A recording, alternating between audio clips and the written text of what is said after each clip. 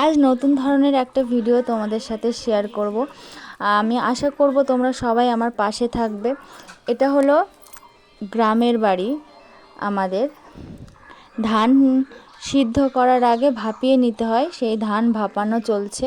এই ধানটাকে কিন্তু আবার ভিজিয়ে রাখতে হবে। অনেকে আছে যে ভাবে যে চাল তৈরি করতে কি কষ্ট, সত্যি চাল তৈরি করতে ভীষণই কষ্ট হয়। এই ভাপানোর পর এটাকে ভিজিয়ে রাখবে, সারা রাত ভেজানো হয়ে যাওয়ার পর তারপর গিয়ে সিদ্ধ করতে হবে এটাকে, তারপর মেলতে হবে।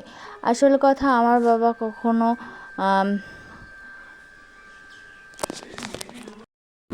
কেনা চালের ভাত খেতে পছন্দ করে না আমার বাবা, সেই জন্য নিজে ধান কিনে সিদ্ধ করে চাল বানিয়ে সেটাই খায়। আর তার স্বাদ কিন্তু সত্যি আলাদা থাকে, এক মুঠো ভাত বেশি খাওয়া যায় অবশ্যই। আর আমার বাবা সব দিন ছোটোবেলা থেকে এরকম ধান বানিয়েই চাল বানিয়ে খেয়ে এসছে, ওই জন্য সে কেনা চালের ভাত খেতে পারে না।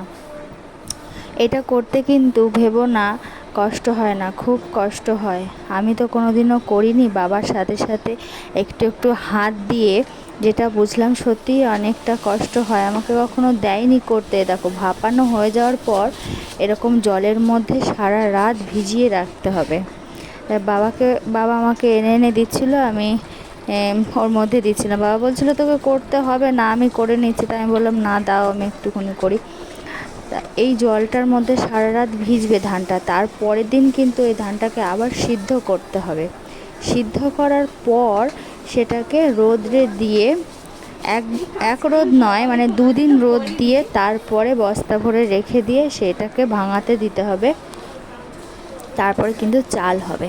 তা তোমরা যারা যারা আমার ভিডিও দেখছো অবশ্যই কমেন্ট তো করবে আর সাথে থাকবে। ফুল ভিডিওটা অবশ্যই দেখতে হবে, ফুল ভিডিও না দেখলে কিন্তু তোমাদের এঙ্গেজমেন্ট ডাউন হয়ে যাবে। সেই কারণে বলছি, যার ভিডিওই দেখবে না কেন তার ভিডিও ফুল দেখার চেষ্টা করবে। আর এই দেখো, পরের দিন সকালও হয়ে গেছে, আর ধান সিদ্ধ করার পর এরকম একটা জায়গায় ফেলে সেটাকে ঠান্ডা করে নিয়ে তারপরে এরকম রোদে এরকম টেনে টেনে দিতে হবে।